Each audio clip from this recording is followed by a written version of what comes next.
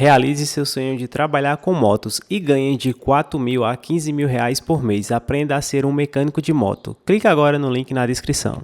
I told him it's all a bunch of hooey, but that's what he chose to do. I have warned you may be living in the time in which you will see. I went to his apartment in Pasadena. It seemed to me pretty hopeless. He was extremely depressed. We would get into these long discussions about the Bible. Why are we here? What are we doing here? What is life? Power and strength under the beast. That's when he started to go haywire. He felt that he was being influenced by these Russians, and he also was scared of the Mossad, Israeli secret police. This huge spy apparatus, it's not just a spy apparatus, they're actually making things happen. He felt that he could be easily spied upon through radioactivity and through other means, fillings. He thought maybe the Russians could send signals here. Phones. Tinfoil over the windows. Media. Radioactive. This is paranoia. Yes, but why does the U.S. have all these enemies? We tried, as church members, to bring him in to a little more of a normal life. I think he turned against the worldwide Church of God when one of its prophecies patently did not come to pass. That in the last days, that's these times right now in which we're living, perilous times shall come. Fischer felt betrayed. He wrote a pamphlet attacking the church and Armstrong, its leader, saying that nobody should ever control your mind. I was never a member of the Church of God. Absolutely not true. It's a lie. As he denied God, he began to get worse.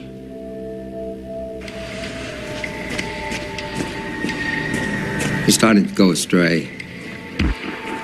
He started reading the protocols of the Elders of Zion, which he mentioned to me, and I said, that book is a forgery, and it's a hoax, and it's a bit of anti-Semitic propaganda that even Hitler used. Protocol number 1. What has restrained the wild beast we call men? He got into all these doctrines. What has influenced them heretofore? The Illuminati, all these different people that were going to take over the world. Protocol number 9. Merciless revenge and bitter hatred. From us emanates an all-embracing terror. We began to see less of Bobby because we didn't want to expose our children to the famous uncle who's become fulminating anti-Semite. Hitler said in Mein Kampf that the Jews are not the victims, but they're the victimizers. We could be having dinner and he would suddenly start thinking about the Jews did this and the Jews did that, and in our house it was just unacceptable. They're actually making things happen and causing revolutions and killing people all over the world. We start mixing fish with humans and anything's possible. His mother was Jewish. His real father was Jewish. It's complete madness. The question is, how could a Jewish kid become an anti-Semite? Paranoid psychosis. He had false fixed ideas of a very widening conspiracy against him. It was as if he were at war with himself. He became a recluse. Fischer watchers refer to it as the wilderness years.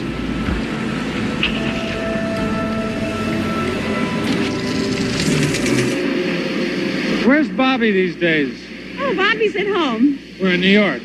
Well, I don't think that I want to get onto the subject of Bobby. You know how Bobby feels about it. Last conversation we had enraged him.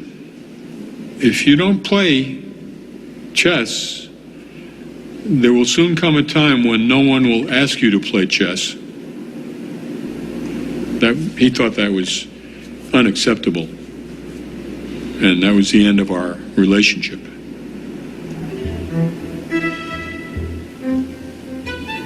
If you look throughout history, there have been a disproportionate number of extremely talented chess players who've also had serious psychological issues. You are putting yourself in a world that is infinite. It's abstract. You are, in essence, reshaping your mind. If you understand that in the first move of a chess game, each player has 20 possible moves. If you multiply 20 by 20, that means there are 400 different possible chess positions after the first move. The tree becomes with a lot of branches, you know, that you start with one move and on that one move there are several options. Then all of a sudden it becomes a jungle. The number of all positions that theoretically can occur in the game of chess is something like 10 with 45 zeros.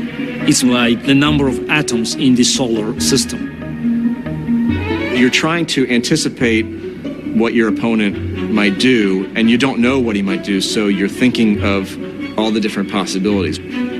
A good chess player is paranoid on the board, but then if you take that paranoia to real life, it doesn't play so well. You end up seeing your real world according to the confines of chess. There were some that came to the same end. I mean, we like to think that chess didn't cause that, but maybe it didn't.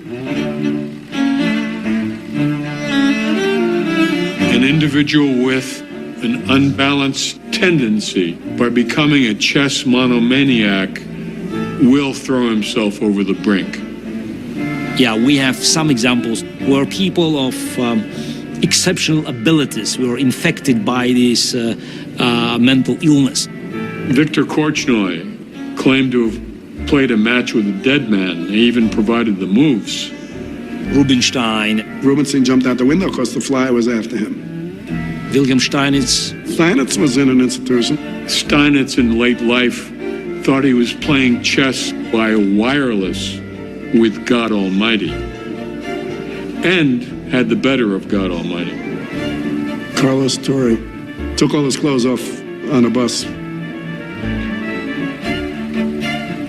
And the probably greatest name, the greatest impact on the game of chess in the 19th century belonged to an American player, Paul Morphy. Unfortunately, there's some resemblance with Fischer. Paul Morphy was an American player who stunned the world with his chess play. And then at age 26, he wandered the streets aimlessly, he muttered to himself, he became a paranoid schizophrenic. His tour in Europe in 1858, 1859 was one of the most unforgettable events in the history of chess, and then Morphy stopped playing chess.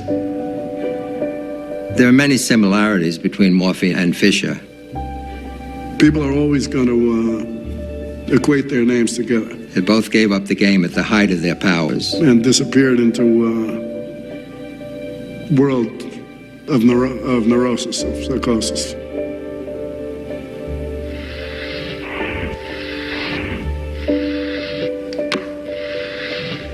Where did Bobby Fischer go? What happened to Bobby Fischer? We spent countless hours prowling the streets where he's been known to roam, looking for him at chess clubs where he's been known to play.